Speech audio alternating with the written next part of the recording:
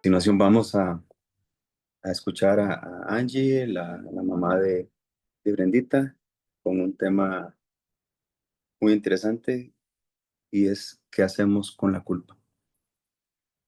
Adelante, Angélica. Bueno, buenas tardes. Yo soy Angélica, mamá de Brendita, y hoy me toca acompañarlos con el tema de qué hacemos con la culpa. Comenzamos con 3 reflexiones. La primera reflexión lleva consigo una pregunta.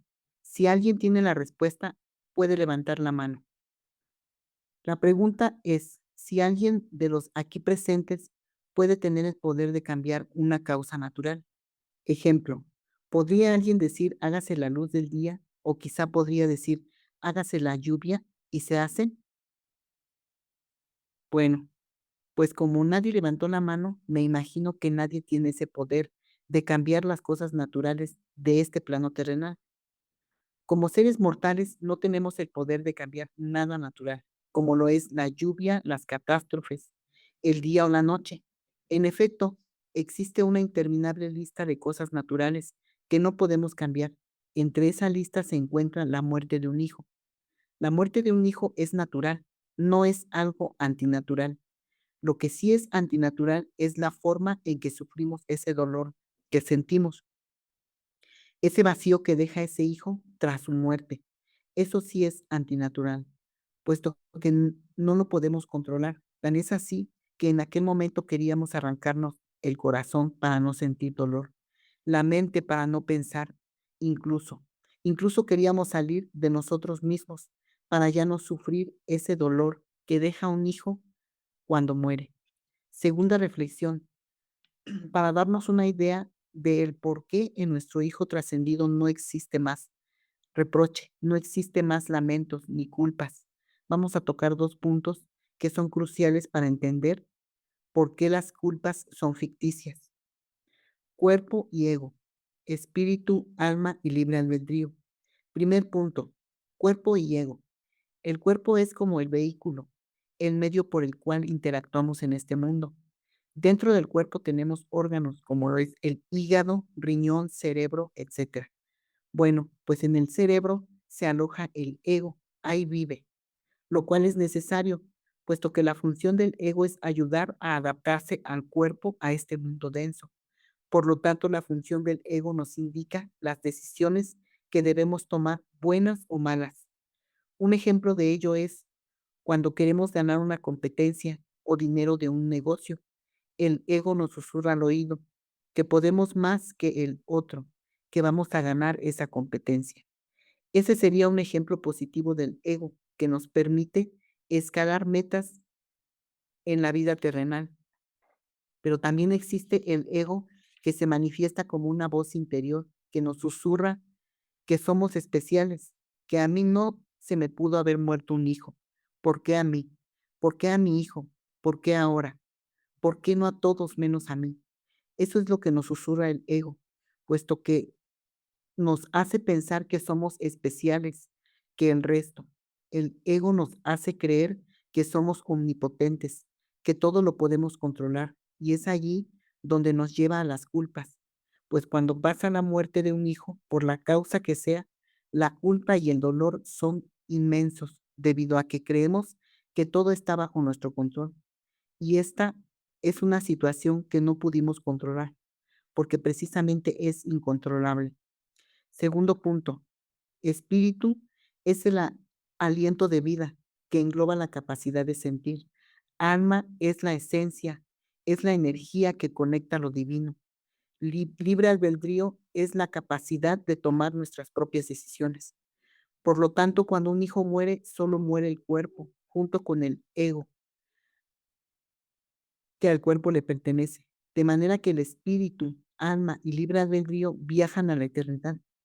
Ellos no mueren, lo cual quiere decir que ya no existe ego que reclame, que culpe o que reproche. Están en plenitud. Así que los padres que tienen la idea de que sus hijos trascendidos les reprochan algo y por ese motivo se sienten culpables, tengan la seguridad que no existe reproche, solo existe en ellos agradecimiento y amor interminable para esos bellos padres que ellos mismos eligieron con tanto amor. Lo mismo con nosotros como padres. La diferencia es que nosotros seguimos vivos y el ego sigue aquí, en nuestro cerebro, y ese sigue manifestando en nosotros con el susurro constante en el oído, diciéndote: tu hijo murió porque le compraste esa moto o el auto en el que perdió la vida. Tú tienes la culpa. Tu hijo murió porque no lo llevaste al psicólogo, por esa razón se quitó la vida. Tú tienes la culpa. Tu hijo murió porque no lo llevaste al mejor o más cercano hospital. Tú tienes la culpa. Tu hijo murió porque seguramente debiste mandarlo con los mejores escoltas para que ese agresor no le quitara la vida. Tú tienes la culpa.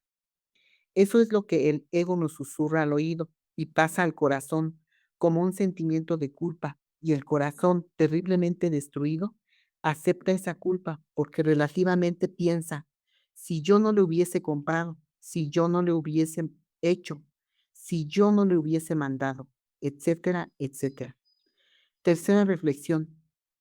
Uno de los puntos importantes es poner en claro que desde el momento de nacer tenemos una fecha de nacimiento y una fecha de muerte, solo que no sabemos cuándo, que nacemos por medio de un parto, pero que nosotros, pero que no podemos morir por medio del mismo, puesto que no caberíamos en el vientre de mamá. Es por esa razón que cuando nuestros hijos concluyeron su misión y tienen que graduarse de esta vida, es entonces donde la muerte ocupa un disfraz, para que vuelvan al origen. Y los disfraces que ocupan la muerte son homicidio, suicidio, accidente y enfermedad. Ese disfraz que la muerte ocupa es solo un conducto para llevarlos a su origen. Inclusive las personas que participaron en el momento de su partida, como lo es la persona quien le quitó la vida, el amigo que no le ayudó a resguardarse de sí mismo, el médico que realizó la mala praxis, fueron parte de su pacto. Un ejemplo de ello por todos conocido es que cuando Jesucristo concluyó su misión en esta tierra, dentro de su pacto de almas sería que Judas Iscariote lo debía traicionar para de esa manera llevarlo a la muerte. Este personaje solo contribuyó para que la muerte de Jesucristo sucediera, puesto que su misión había terminado. Ahora, ¿qué nos muestra cada reflexión? La primera reflexión nos invita a aceptar con humildad que no tenemos el poder de cambiar el acontecimiento natural de la muerte de un hijo. La segunda reflexión nos invita a entender que existe un ego que muere junto con el cuerpo, por lo cual nos da la seguridad que nuestro hijo no tiene ningún reproche ante los padres. Por otro lado, nos indica que sí tenemos el poder de dominar ese ego, puesto que existe el libre albedrío y con ello tenemos el control de nuestras propias decisiones. La tercera reflexión nos invita a entender amorosamente que tenemos una fecha de nacer y una fecha de morir, un pacto acordado que cuando concluye nuestra misión en esta tierra es momento de retirarnos y la muerte llega en el momento exacto, ni un minuto más ni un minuto menos. Entendiendo estas tres reflexiones, nos damos cuenta cómo es que nosotros mismos nos dejamos llevar por el ego, adquiriéndonos una culpa ficticia. En el libro de Alicia Schmeider y Gustavo Berti, donde la palabra calle, se nos dice que la culpa ficticia es la que nosotros mismos nos adjudicamos por todo lo que el ego nos arroja a la mente, por todo lo que pudimos haber cambiado y que no pudimos cambiar. La palabra culpa tiene por significado acción u omisión que provocan un sentimiento de responsabilidad por un acto causado, lo cual nos da la respuesta de que la culpa no es más que un sentimiento, una ilusión que nos bloquea nuestra existencia, nuestro camino, de manera que si no dominamos ese ego que nos lleva a la culpa, seguiremos sufriendo por decisión propia.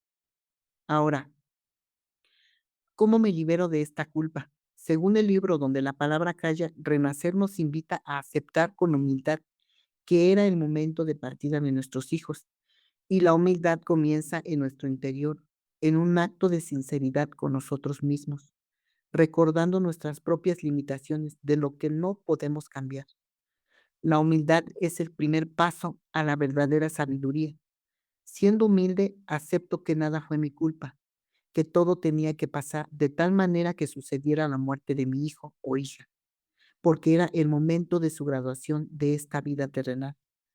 Acepto con amor y respeto ante su propia decisión, dentro de su pacto, el momento de su muerte, y me libero de toda culpa. Perdonarnos y perdonar incluso a quien le arrebató la vida, puesto que ellos eran parte de su destino. De esa manera nos liberamos del pasado para crear un futuro nuevo. Perdonarnos a nosotros mismos de estar vivos, de reír, de soñar, de proyectar, de disfrutar y por sobre todo de seguir adelante sin ellos, y perdonarlos a ellos si en algún momento los culpamos por haberse muerto. Seguramente ellos necesitan ese perdón. Cuando te perdonas a ti mismo y a los demás, ya no habrá motivo para sentir culpa. El perdón nos libera, rescatando lo mejor de nosotros mismos. Con ello, renacer nos invita a hacer un cambio existencial, pues de esa manera se trasciende la muerte de un hijo, puesto que éste no se supera ni se resigna viviendo un duelo permanentemente, sino que se trasciende para vivir una vida digna con la frente en alto, y en ese momento convertirlos en nuestros mejores maestros y ya no más en nuestros verdugos. Bueno, pues esto es todo. Con mucho amor para mis padres de renacer, padres que enfrentamos la muerte de uno o más hijos. Me despido con una frase del libro Donde la palabra calla, que dice: sabrás que el cielo te ha perdonado cuando ya no seas la misma persona. Gracias.